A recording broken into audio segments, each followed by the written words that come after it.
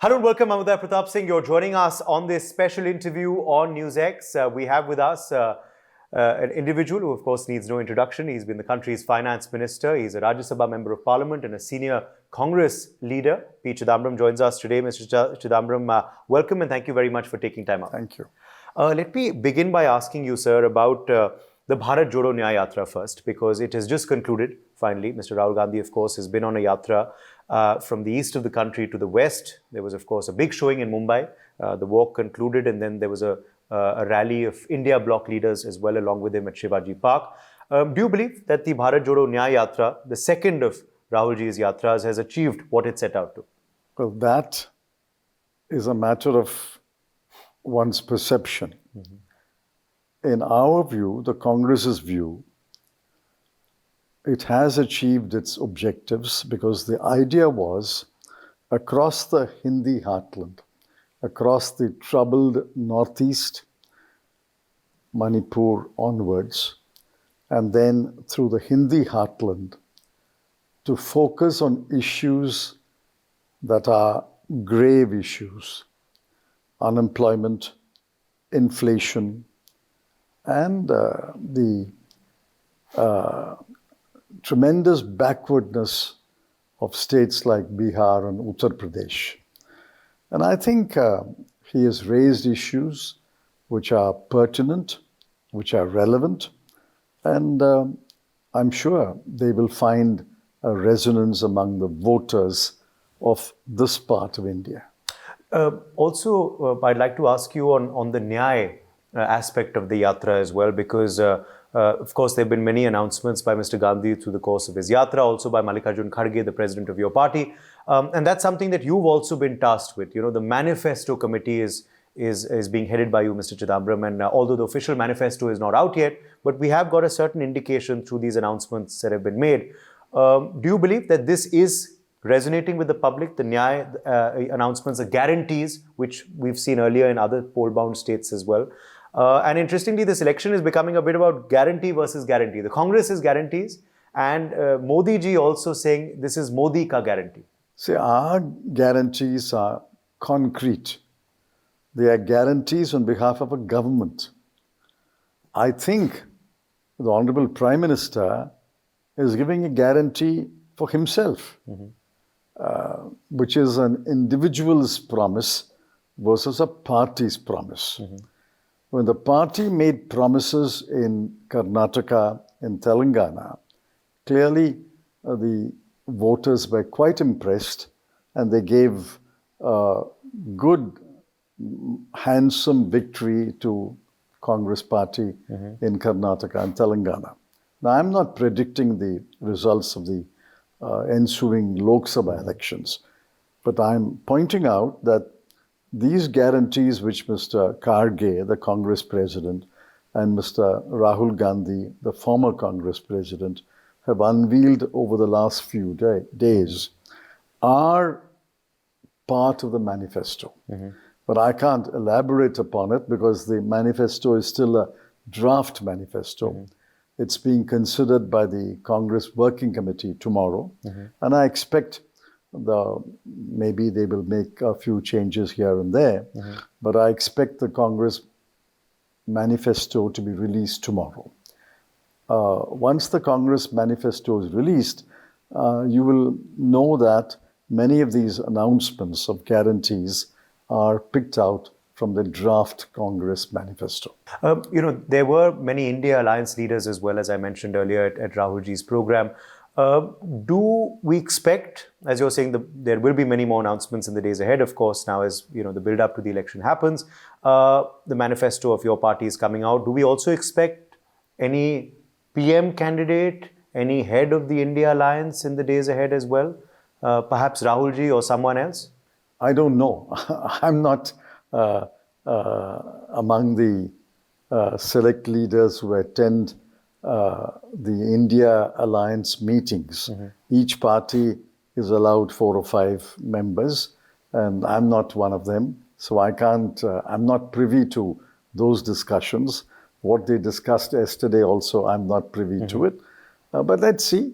That's an issue, but not as important an issue as you make out. Yes. When an alliance is formed, it's quite logical that the Prime Minister candidate is announced after the elections.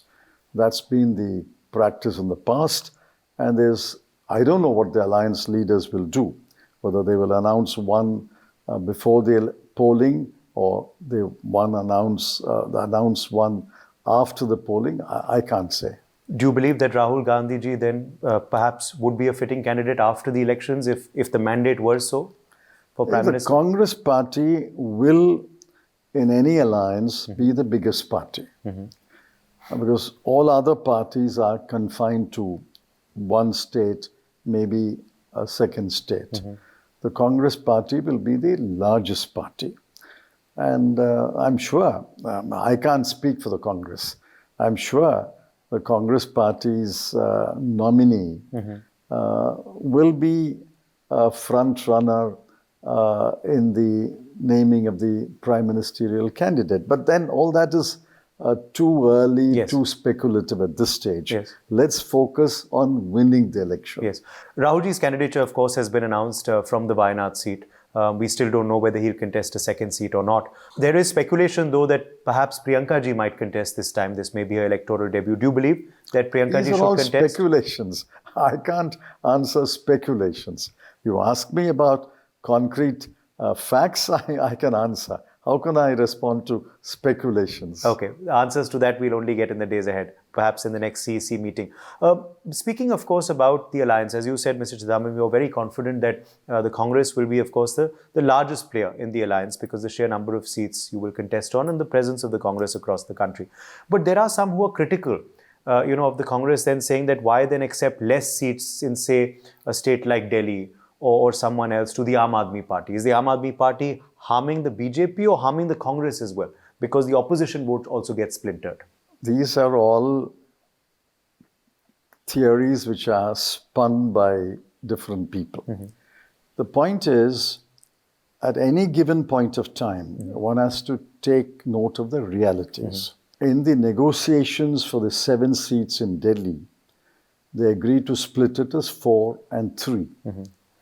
Let's remember that Congress got 0 seats last time. Yes. AAP won the state assembly election, and the AAP's presence in the state assembly is a dominant presence. I think they have got about 80-85% of the seats. Therefore, in this election, we are not talking about all elections in the past, future. This election, it's not surprising to me that AAP took 4 seats and left the Congress with 3 seats. Okay. That seems to be a fair division of the 7 seats. The electoral bonds issue, sir, is something that, of course, is dominating the country's agenda this week. And, of course, the hearing continues in the Supreme Court. What do you make of the issue, the disclosures that have come out so far? The disclosures have come bit by bit from a reluctant State Bank of India, which is obviously controlled by the central government. I think the order of the Supreme Court was quite clear. The scheme is utterly unconstitutional. I have written about it even when the scheme was announced. I said this is legalized bribery. Why is there such anonymity and secrecy?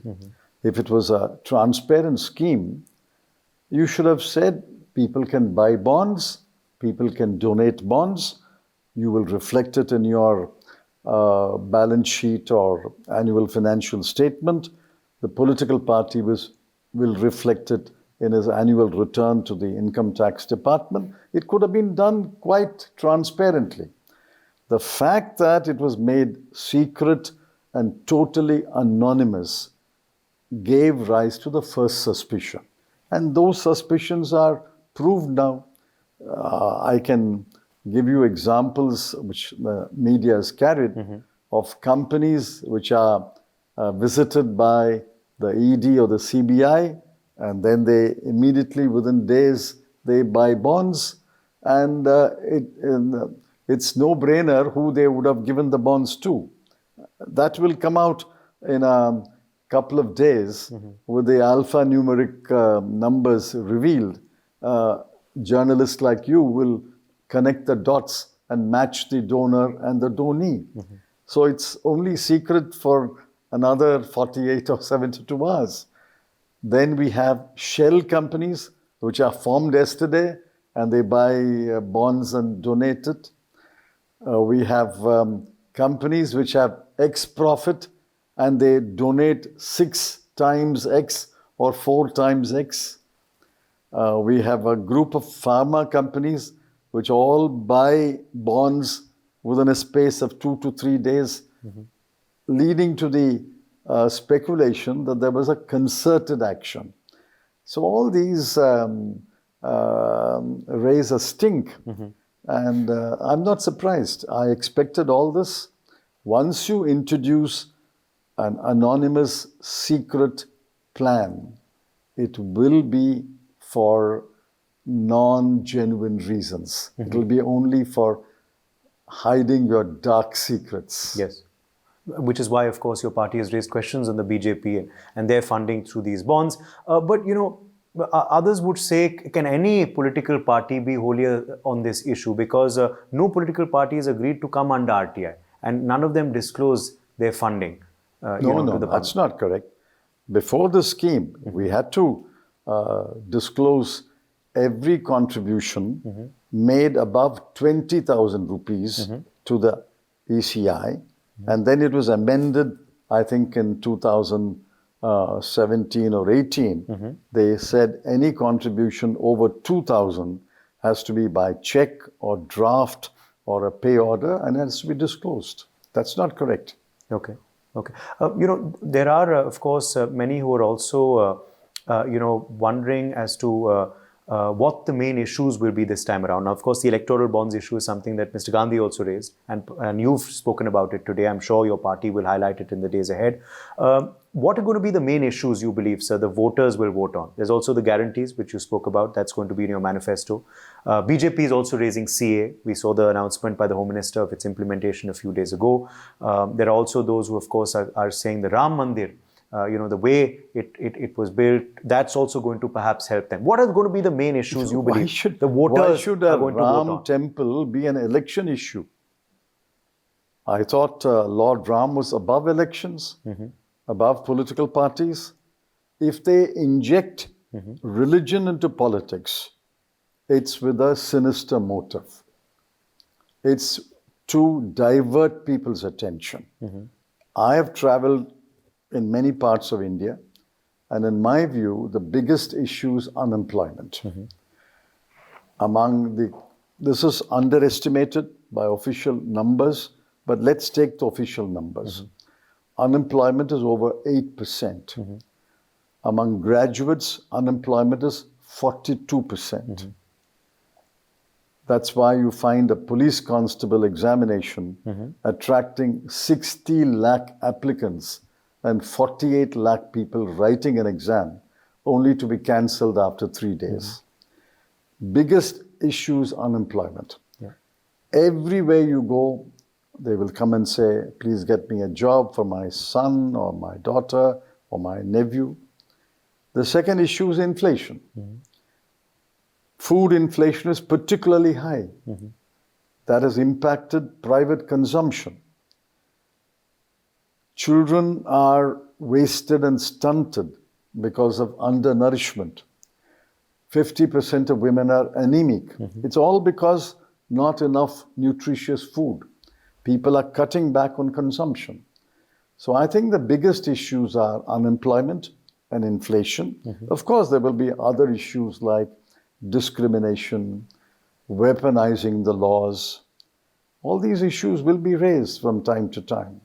Again, so on weaponizing the law, they turn back and they say that the Congress did this too, you know, with the misuse of the agencies. So tell me one example. I was finance minister for several years. Show me one example. One alleged victim who said Congress has used this law to destroy me. Show me one example, one person, one business company. Well, the BJP says that Amit Shah and Narendra Modi, for instance, were We victimized. are talking about weaponizing laws to tame businesses, journalists, media. I mean, the cases you are examining, you are talking, doesn't come under that. And the cases you are talking about are all under orders of the High Court or the Supreme Court. So it's not a party. For example, as long as I was Home Minister, Yes. no file came to me about Mr. Shah. Well, that's quite interesting because Well, why would it come they to me? point the fingers at you personally. They can point a finger, but then the three fingers point at them. The point is, show me any order that I have passed in Mr. Shah's case. It was all SIT, CBI, High Court and Supreme Court. Sir, it's very interesting also that you spoke about unemployment, inflation, and of course you're the former FM. So it's very pertinent that you've brought up those issues and you understand them very well. And you said religion does not play a role and shouldn't in a Religion campaign. ought not to play a role. In campaign. Do you believe that in hindsight also, slogans like saffron terror, Hindu terror were not needed in election Who campaigns? used the phrase saffron terror? It was used once by one Congress leader, but he retracted. Have we not always used the phrase Islamic terror? For how many years have we used the word Islamic terror, Muslim terror? I'm not justifying that. I'm not justifying terror from any quarter. And I agree that you should not give any religious or rainbow color to the terror. Terror is terror. Yeah. Terror is terror. But you don't pick out a here and there. The point is, today there is terrorism in this country. There are terrorist incidents in this country. And without attributing any color or any religion to that, we should clamp down on terrorism. That's been the Congress Party's position and my position from day one. Point taken. My last two questions to you, because I know you have to leave us. One, of course, on your home state of Tamil Nadu.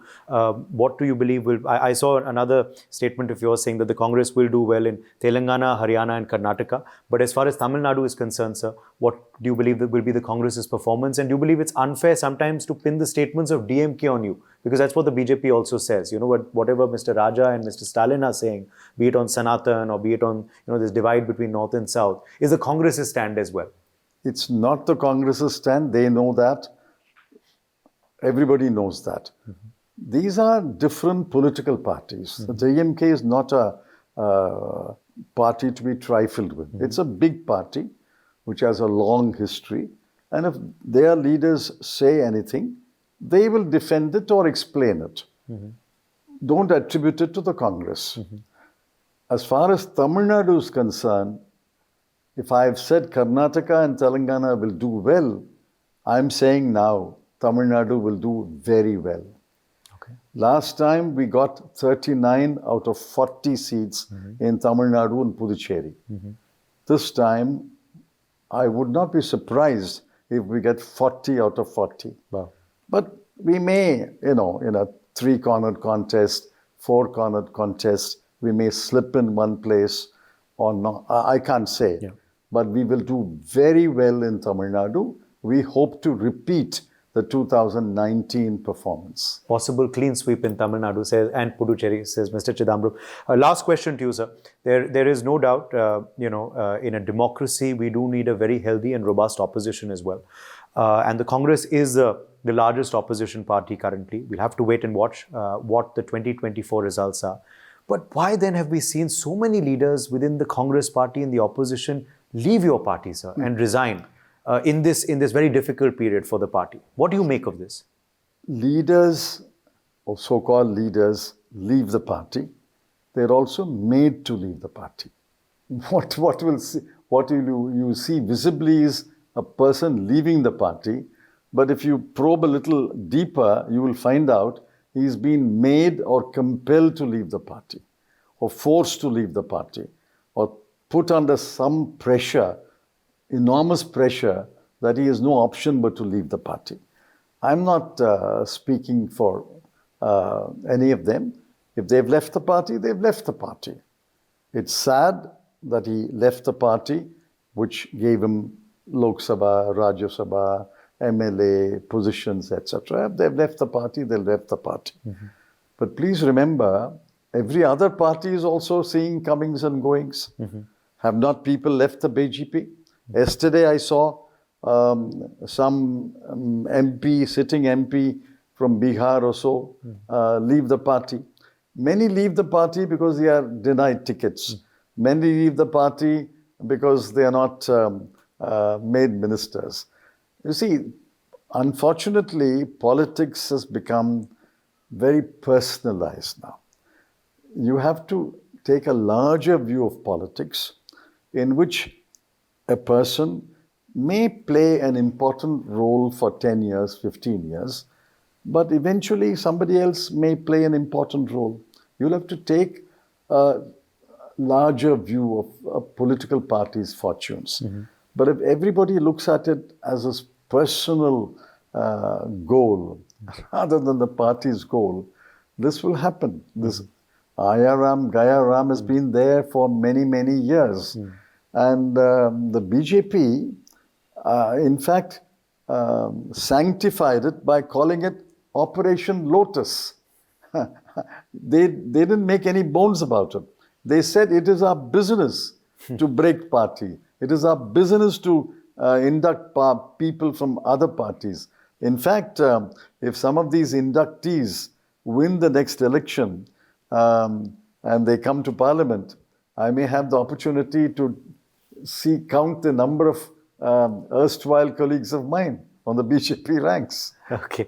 Okay, we'll have to see, as I said, what the results throw up, of course, on the 4th of June. For the time being, many thanks to you, Mr. Chidambaram, for joining us. What are the next few days looking like for you? You have possibly have a manifesto launch in the next couple of days. Will you be campaigning? Will you be addressing more press conferences? Manifesto is being considered by the Congress Working Committee tomorrow, and I expect it to be released tomorrow or the day after. I will campaign, of course, in Tamil Nadu, because I speak the Tamil language. But let's see, wherever I'm requested to campaign, I'll be happy to campaign. Thank you so much, sir. And wishing you also and the party the very best for the elections ahead. Thank you.